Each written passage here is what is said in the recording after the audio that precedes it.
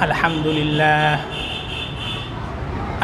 للہ رب العالمین والصلاة والسلام على رسوله الكريم وعلى آله وصحبه أجمعين أما بعد فأعوذ بالله من الشيطان الرجيم بسم الله الرحمن الرحيم يا أيها الذين آمنوا اتقوا الله حق تقاته ولا تموتن إلا وأنتم مسلمون واعتصموا بحبل الله جميعا ولا تفرقوا واذكروا نعمة الله عليكم إذ كنتم أعداء فألف بين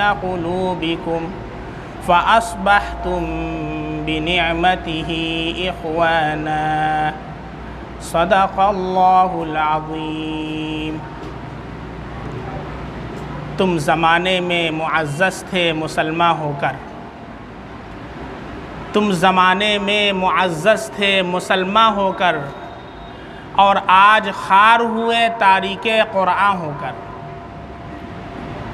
برادران اسلام اور میرے عزیز دوستوں اور ساتھیوں، قرآن کریم کی جو آیت کریمہ میں نے خطبے میں پڑھی ہے، اس میں اللہ رب العزت ارشاد فرما رہے ہیں کہ اے ایمان والو، اللہ سے ڈرو جیسا کہ اس سے ڈرنے کا حق ہے۔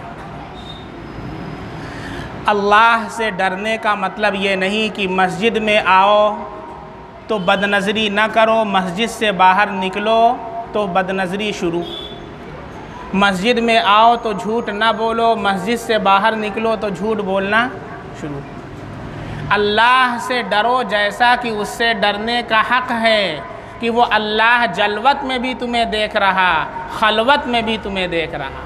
جب تم رضائی کے اندر چھپے ہوئے گناہ کر رہے ہو، اس وقت بھی وہ اللہ تمہیں دیکھ رہا ہے، اور جب اپنے ساتھیوں کے بیچ ہو، اس وقت بھی اللہ تمہیں دیکھ رہا ہے۔ اس اللہ سے ایسے ڈرو جیسا کہ اس سے ڈرنے کا حق ہے۔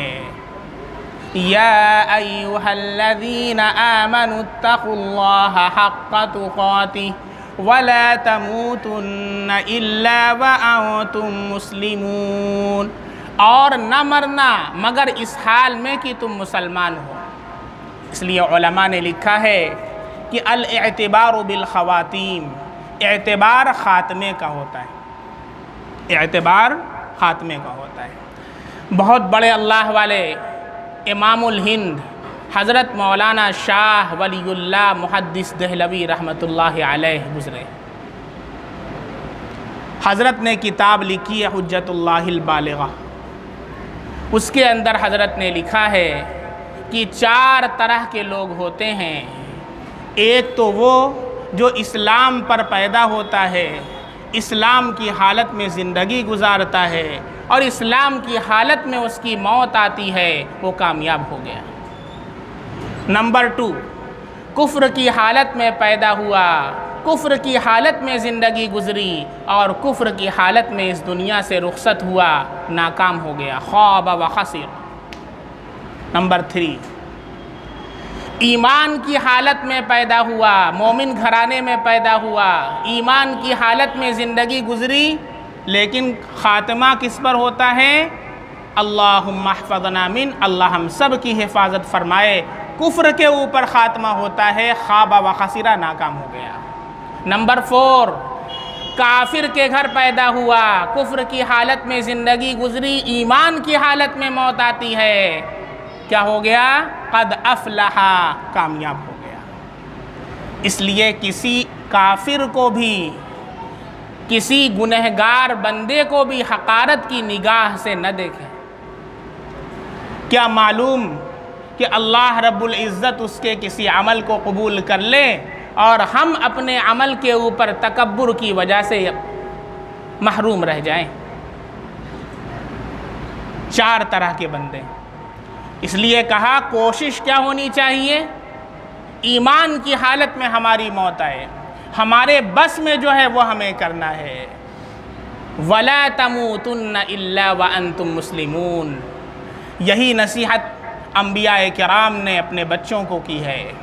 چنانچہ سورہ بقرہ کے اندر حضرت یعقوب علیہ السلام نے جب وصیت کی آخری وقت تھا، اپنے بچوں کو بلایا اور کیا کہا کہ تم کس کی پرستش کرو گے میرے بعد؟ کس کی پوجا کرو گے؟ کس کی عبادت کرو گے؟ جس کی عبادت میں کرتا ہوں، تمہارے آباء و اجداد کرتے ہیں، اور ایمان کی حالت میں تمہاری موت آنی چاہیے۔ آج اپنے بچوں کو اس بات کی تعلیم دینے کی ضرورت ہے کہ سب سے امپورٹنٹ، سب سے زیادہ اہم اور سب سے زیادہ پریشیس کوئی چیز ہے تو وہ ایمان ہے۔ ایمان، اس کی حفاظت کی ذمہ داری کرنا تمہاری ذمہ داری ہے۔ ایمان کا سودا ہم نہیں کر سکتے، ایمان کو ہم بیچ نہیں سکتے۔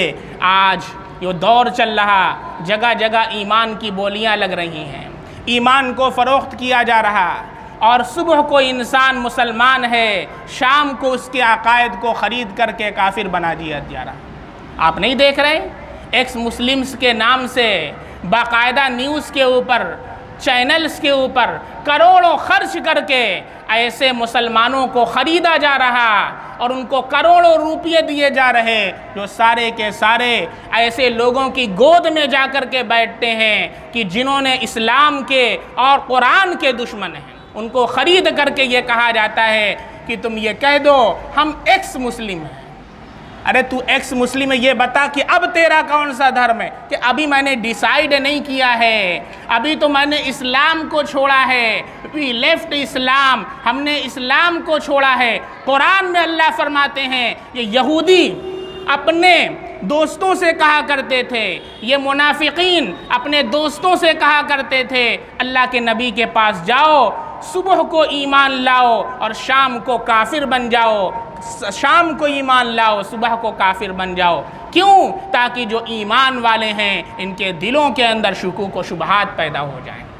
لیکن اللہ نے اس دین کی حفاظت کا ذمہ لے رکھا ہے، اللہ نے اس اسلام کے چراغ کو روشن کیا ہے، اور جسے یہ بجھانا چاہتے ہیں یہ پھونکوں سے بجھنے والا چراغ نہیں ہے، یہ بڑھتا گیا، مدینہ تک پہنچا، مدینے سے عراق آیا، عراق سے مصر آیا۔ حضرت عمر فاروق رضی اللہ عنہ کے دور میں 30 ممالک سے زیادہ پر اسلامی حکومت کا پرچم لہرایا۔ پھر حضرت امیر معاویہ رضی اللہ عنہ کے دور میں 66 لاکھ مربع میل پر آدھی دنیا سے زائد پر اسلام کا پرچم لہرایا۔ اس وقت کی جو سب سے سپر پاور طاقت تھی، اس نے کہا، جب پوپ نے سنا کہ حضرت امیر معاویہ نے بحر کے اندر، سمندر کے اندر بیڑے دوڑا دیے ہیں کہ ہم سمندر کے اندر قاریوں کو بھیجیں گے اور وہاں بھی کوئی بندہ ملے گا اسے اسلام کی دعوت دیں گے، وہ کہا خدا کی قسم، اس پیدا کرنے والے کی قسم، یسوع مسیح کی قسم، اسلام کو پوری دنیا میں پہنچنے سے کوئی طاقت روک نہیں سکتی۔ آج بھی ایڈورڈ گبن کا جملہ اس کی کتابوں کے اندر درج ہے۔ اسلام کی فطرت میں قدرت نے لچک دی ہے، تم جتنا دباؤ گے اتنا ہی یہ ابھرے گا، اور اللہ نے اس کی حفاظت کی ذمہ داری لے رکھی ہے۔ تم قرآن کو مٹانا چاہتے ہو، اور دشمنان اسلام میرا چیلنج ہے، جتنے دنیا کے اندر قرآن ہے تم جلا ڈالو۔ اللہ نے اس قرآن کو ہمارے سینوں کے اندر محفوظ کیا ہے، راتوں رات انشاءاللہ کروڑوں قرآن پھر سے لکھ ڈالیں گے۔ ہمت ہے تمہاری، ایک زبر کا زیر کر کے دکھاؤ، ایک نقطے کو تم ہٹا کر کے دکھاؤ، اس کو بائیکاٹ کر دیا جائے گا۔ اللہ نے اس کی حفاظت کی ذمہ داری لے رکھی ہے، کوئی اسے مٹا نہیں سکتا۔ تم جتنا مٹانا چاہو گے اتنا ہی یہ بڑھتا رہے گا، تم جتنا دبانا چاہو گے اتنا ہی یہ ابھرتا رہے گا۔